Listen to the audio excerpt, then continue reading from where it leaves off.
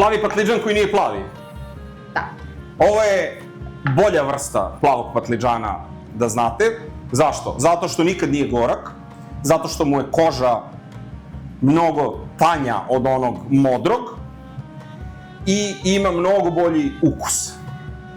I prvo šta ću ja da uradim, malo ću da stavim origana, da pusti svoju aromu i stavit ću malo korijandera,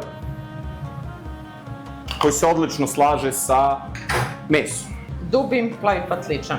Zašto? Da bi napravili... Opa! Da bi napravili mesto... Drži ga čvrsto, što bi se reklo. Da bi napravili mesto za mleveno meso. Može sve da bude deo zabave, samo ako kuvate za koje volite. Dosta se u montaži iseče tih zanimljivih stvari i te energije. Možda bude to u nekom novogodišnjem izdanju.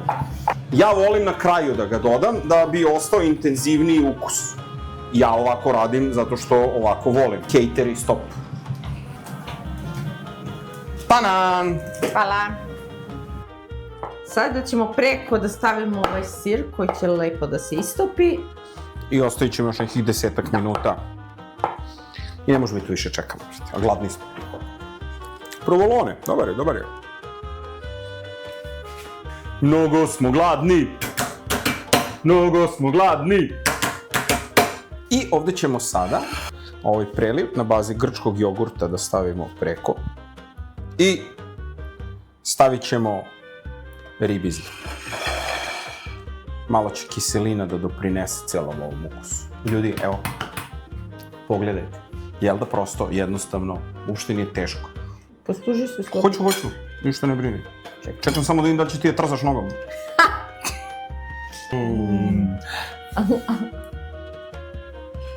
Dobro.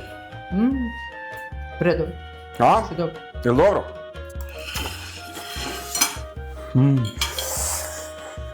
Dobro.